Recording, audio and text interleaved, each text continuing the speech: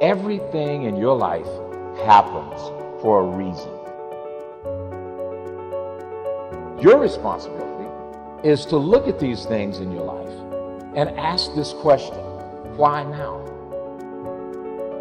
You need activation energy to start the change, to start to sit down, to start to get out of bed, to start to walk out the door. That's the key to creating any kind of change. This activation energy inside of you that causes the initial boom.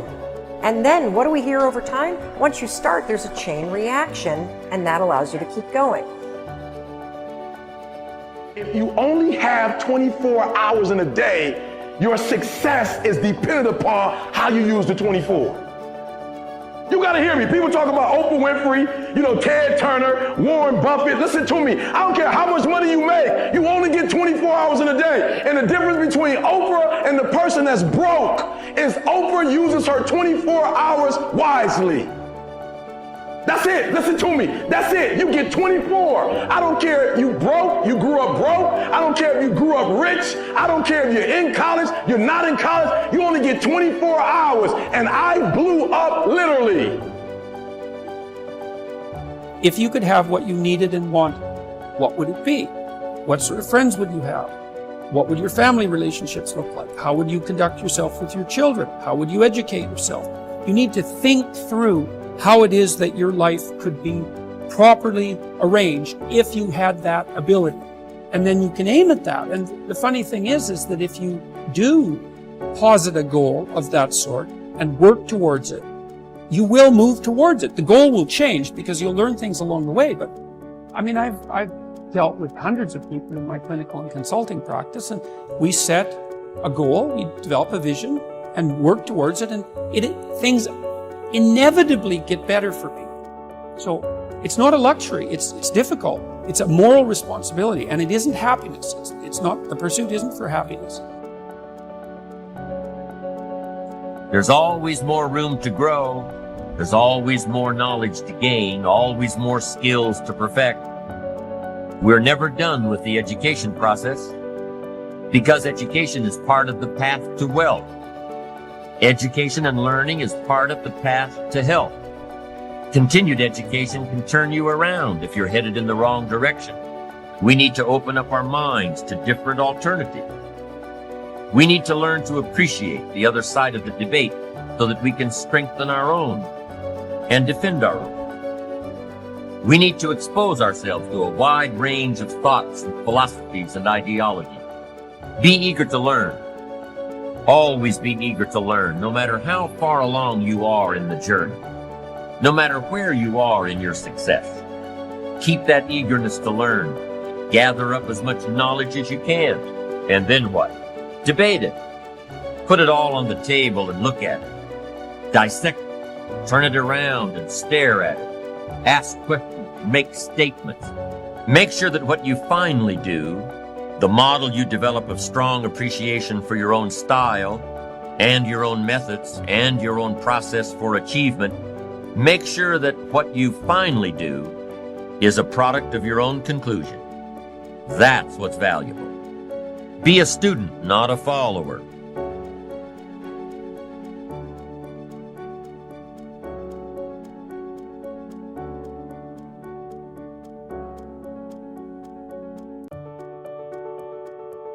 When I was growing up, everybody's goal was get rich enough so you never have to work. Now, like all my friends are 15, 18 years my senior. People like Steve Wynn in most of Las Vegas, he's like 74. Warren Buffett's 85. Peter Gruber, one of my dearest friends in the world, owns the Golden State Warriors, the LA Dodgers. We're partners in the LAFC football team in LA. Brilliant guy, 74 years old.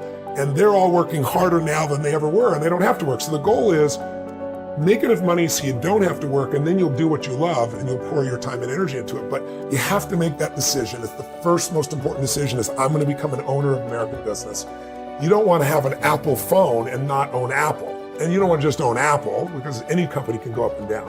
Right? You want to own the index. You want to own, a variety with enough diversification. But if you can just shift, and I've taught people who've told me they have no money, they can't save. It's really easy once you get momentum. I run a company with hundreds and hundreds of team members, multiple profit centers within the company. Every one of those folks has a plan for the revenue they're going to produce in this month, this quarter, and this year, and the expenses they're going to spend to do that in this month, this quarter, and this year. Thereby, we do annual projections. It's really not rocket science. It's 6th grade math. What are you going to do with your money? Don't get to the end of the month and go, where'd it go? Because you end up being a rat in a wheel. And you work your whole life. Run, run, run, run, run, run, run, run, run, run. And you get to the end of your life, and there's nothing.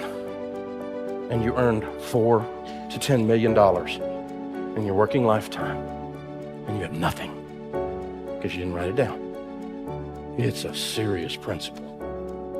You got to get out of debt and stay out of debt. Now, everybody knows Dave Ramsey's going to say that. Everybody knows I'm going to say Proverbs 22:7. The borrower is slave to the lender. When you don't have any payments, you know what you got? Money. That was hard. Are we through yet?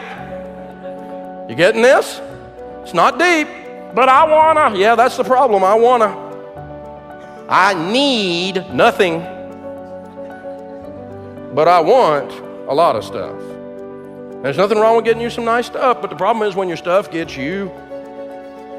When you got a student loan that's been around so long you think it's a pet. When MasterCard is your master. When you have discovered bondage or American distress. Well, you can't live without that.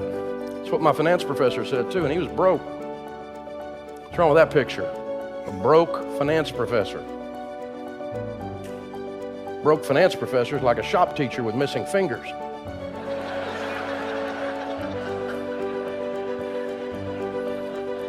You have kind of a Dr. Phil moment with some of these people. How's that working for you? Because all these people are running around, these quote unquote experts, and all of them that taught me. I was in the real estate business. We used OPM, other people's money. We were taught leverage and all the sophisticated views of leverage and all this stuff. And I can unpack it for you and I can pencil whip you. I'm a math nerd. It's what I do. But at the end of the day, there's nowhere in Scripture God used debt to bless His people. It's not in there one time. As a matter of fact, there's not even one positive thing said about it. It's not a salvation issue. It's not a sin. It's not any of those things. Biblically speaking, it's just stupid. Never once did God, were the Israelites hemmed into the valley by the Amalekites, so they did a bond issue.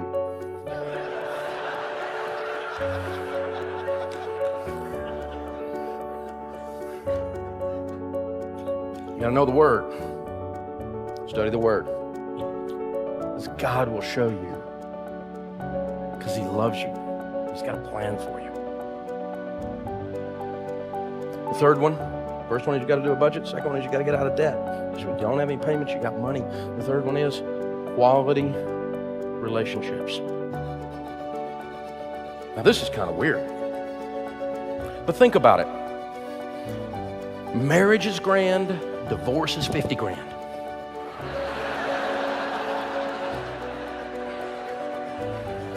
Dysfunction in the family costs you money. Straight up. Crazy parents, drunk brothers. If you let them come into your boundaries and interfere in God's stewardship of your household, their dysfunction will cause you to be broke because you join in the dysfunction. And we all got it. Anybody doesn't have crazy in their family just hadn't been awake lately. Everybody's got crazy somewhere in the family. Some of it's behind a closet door, some of it's behind over the hill, some of it's around the corner at the still. You don't know where it is, but crazy is in your family. And I'm no exception. I'm from Hills, East Tennessee. When we do crazy, we do it big. So dysfunction and your personal dysfunction. We sadly get to work with the effects of all the dysfunction because we do financial counseling and coaching. And so we've worked for 25 years now with addicts. And I just got to tell you that if you're addicted to something, whatever it is, gambling, pornography, those are the two big ones right now. huge, just unbelievably huge. And you know, certainly the old standbys, drugs and alcohol and that kind of stuff. But people that are addicted, 100% of them are eventually broke. And people who stay with them are all 100% eventually broke until the addiction changes and Jesus heals it. That's an extreme example of quality relationships.